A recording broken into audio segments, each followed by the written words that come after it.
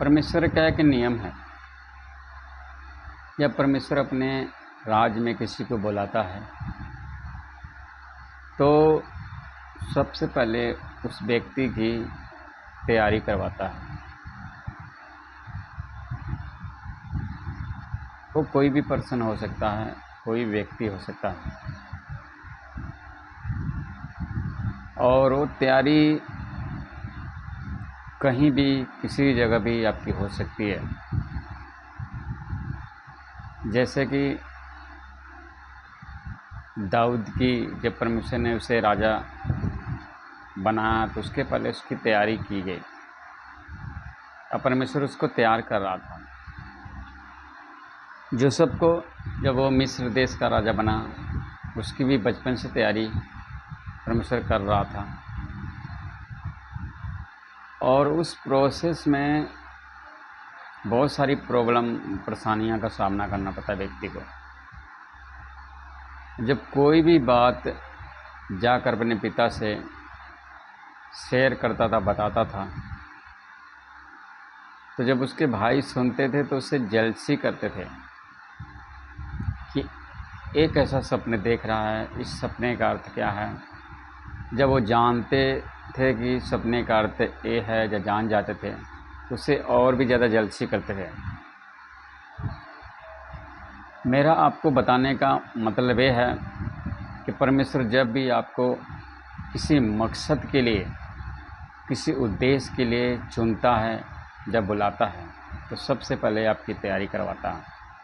आपको पहुँचाई में लेके चलता है, आपको परखता है, आपको जांचता है और दुखों से होकर गुजारता है, ताकि आप उस सिचुएशन में डामाडोल ना हो।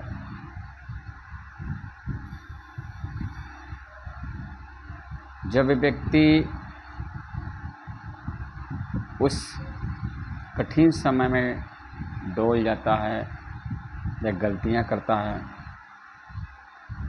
तो उस उद्देश्य तक जो परमेश्वर आपको देना चाहता है, प्रॉब्लम आती है, रुकावट आने लगती है। जब हम यूसुफ की कहानी को पढ़ते हैं, यूसुफ कुछ नहीं पता था कि जो मेरे साथ हो रहा है वो क्यों हो रहा है, पर उसकी वफादारी थी, वो तब भी ईमानदार रहा। उसको गड्ढे में फेंक दिया जाता है, गड्ढे से निकाल के मिस्र की तरफ जो जा रहे थे व्यापारी, उनके हाथों में बेच दिया जाता है। अपने भाइयों के कारण उसे गुलामी में काफ़ी समय तक गुजारना पड़ता है। दूसरे देश में जाके उसको किसी के घर पर रहकर नौकरी करनी पड़ती है। जब वो जवान होता है, उस पर झूठा इल्ज़ाम लगाया जाता है और उसको सही काम के लिए, मतलब उसने वो गलत काम नहीं किया, फिर भी उसको सज़ा मिली। काफ़ी समय तक वो जेल में रहा। क्या परमेश्वर ने उसको छोड़ दिया? नहीं, उसकी तैयारी चल रही थी। शायद यूसुफ को नहीं पता लग रहा था कि मेरे साथ क्यों हो रहा है, पर वो यूसुफ परमेश्वर के साथ वफादार रहा। उसने उस औरत से बोला, मैं परमेश्वर के विरुद्ध पाप नहीं कर सकता। उसने नहीं किया। परमेश्वर उसको आगे ले गया। जब राजे ने इस दर्शन देखा, स्वप्न में देखा, और उसने जब बताया अपने सेनापतियों से अपने लोगों से कि मैंने ऐसे ऐसे दर्शन देखे हैं, 7 गायें मोटी है और 7 पतलियां हैं, अब पतली गायों ने मोटियों को निगल लिया।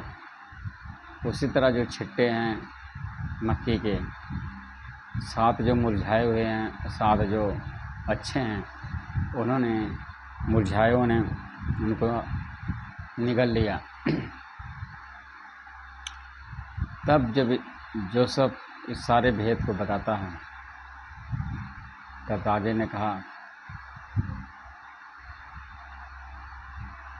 कि इसका आगे क्या है। उसने सारे दर्शन को समझाया कि आपके राज में 7 साल सूखा पड़ेगा और 7 साल जो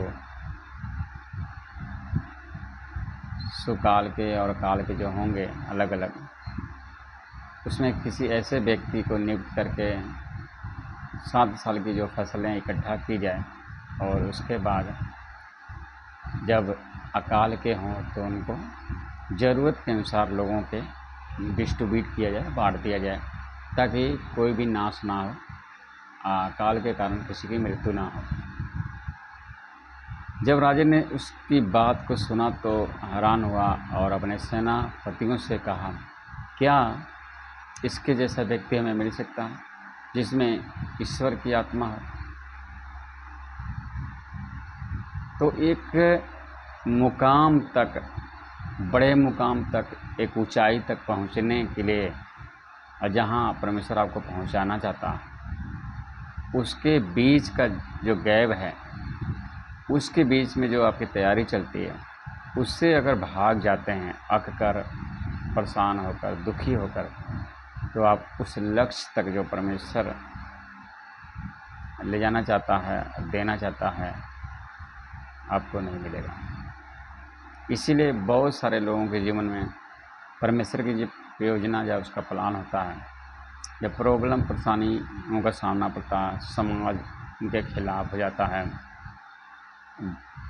उनके पिंड, गांव के लोग, उनके शहर के लोग उनके खिलाफ हो जाते हैं, उनके मैरिज में नहीं जाते हैं, उनके पार्टियों में और भी बहुत सारी जगह पर जाना मना कर देते हैं, कई सुख सुविधाएँ उन्हें देनी बंद हो जाती है, तो छोड़ देते हैं, बैक स्लाइड हो जाते हैं, पीछे जाते हैं, तो जो मकसद परमेश्वर ने उनके लिए रखा होता है वो नहीं मिल पाता। मसीह में होते हैं, चर्च जाते हैं, भजन गाते हैं, वचन को भी पढ़ते हैं, प्रार्थना करते हैं, पर बिगेस्ट जो ब्लेसिंग होती है वो उनको नहीं मिल पाती। इसीलिए परमेश्वर के नियम के अनुसार चलना अलग बात है, उसकी दर्शन के साथ अपने नहीं, परमेश्वर के दर्शन के साथ चलना, उसके मकसद को पूरा करना वो अलग बात है। जब हम परमेश्वर के मकसद के अनुसार चलते हैं, जो उसका विजन है, दर्शन है, उसके अनुसार हम चलते हैं, तो हर एक चीज़ परमेश्वर हमें देता है जो उसने हमारे लिए रखी होती है। अगर हम उस तक नहीं पहुंच पाते, वो चीज़ें हमें नहीं मिलती जो परमेश्वर हमें चाहता है। इसीलिए अगर किसी के जीवन में परमेश्वर की योजना है, वो प्रार्थना में, पवित्रताई में, उपवास में समय बिताए, परमेश्वर ज़रूर प्रकट करेगा आपके ऊपर कि आपके जीवन में परमेश्वर की क्या योजना है। और जब वो योजना आपको पता लग जाएगी, आप एक ब्लेस्ड लाइफ जिएंगे, आशीषित जीवन जिएंगे, परमेश्वर आपको बहुत इस्तेमाल करेगा। इस मैसेज के द्वारा आपको परमेश्वर ब्लेस करें।